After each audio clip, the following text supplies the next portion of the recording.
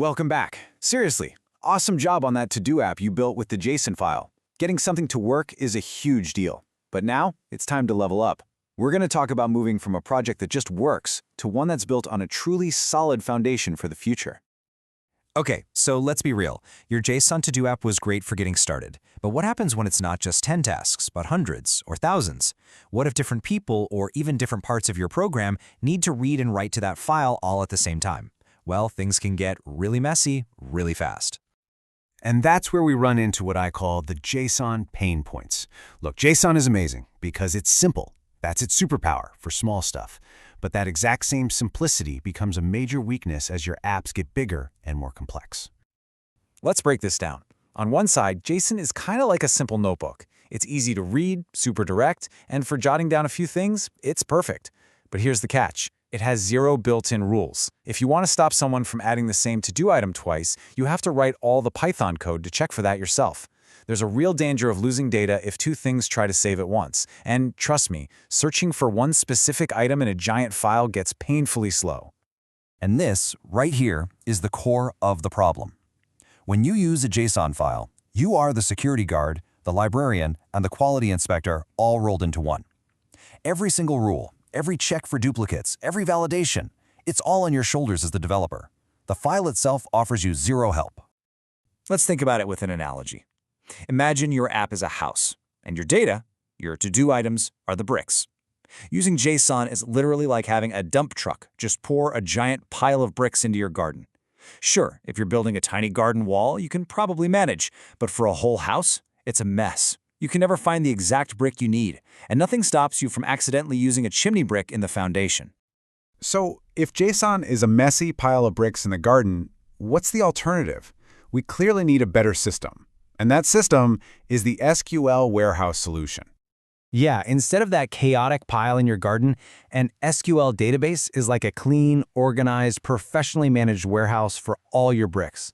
And I'm not just talking about a bigger pile, I mean a sophisticated system, designed from the ground up to store your stuff safely, enforce rules, and let you find what you need in an instant.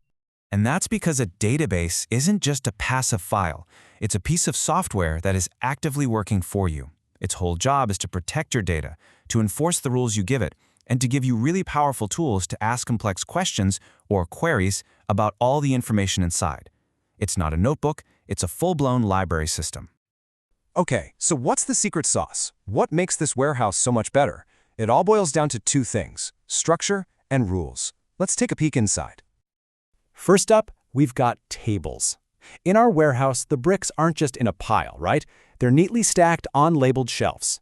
A table is exactly that. It's a structure that looks just like a spreadsheet.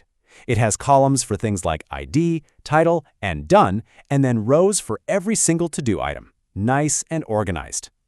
And now for the part where the real magic happens. The whole warehouse runs on a strict set of rules called a schema.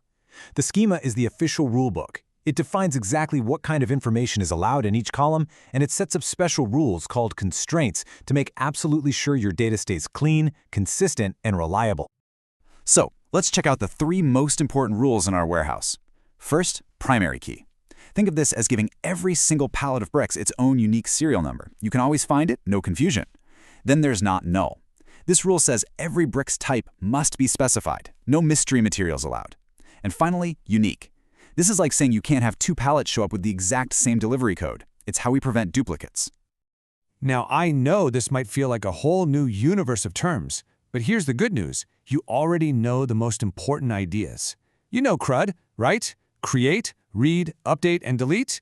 You're just about to learn the professional language that makes it happen. In our professional warehouse, you don't just wander in and start grabbing bricks off the shelves. That would be total chaos. No, instead, you fill out a formal, standardized request form, and the language you use on that form is called SQL, which stands for Structured Query Language. And check out how beautifully this maps to what you already know. What you call create, SQL calls insert. Reading data, that's select. Updating is, thankfully, just update, and delete is delete. See, you already know the 4 core actions. These are just the 4 official words you'll use to command the warehouse.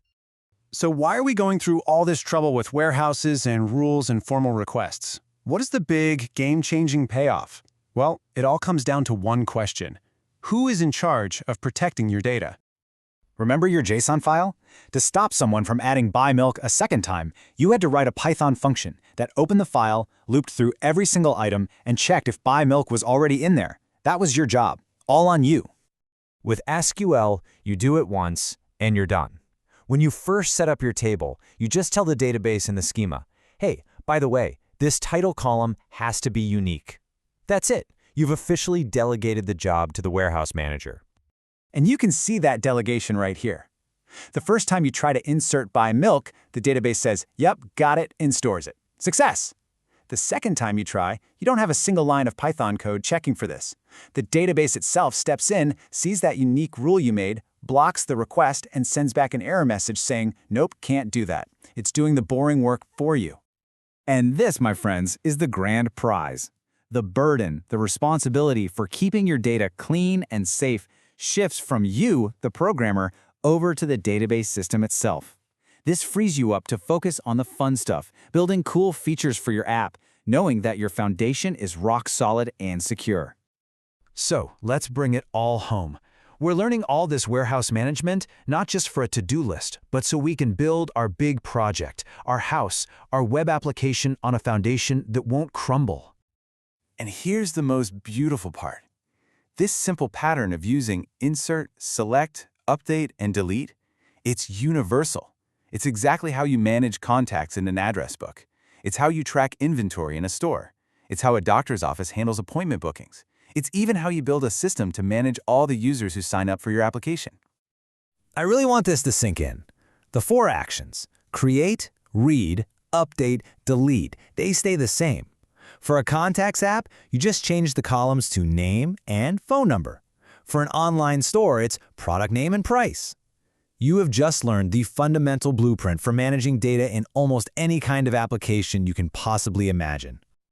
So, now that you know how to build on a truly professional, solid foundation, the only question left is, what incredible house are you going to build on it next?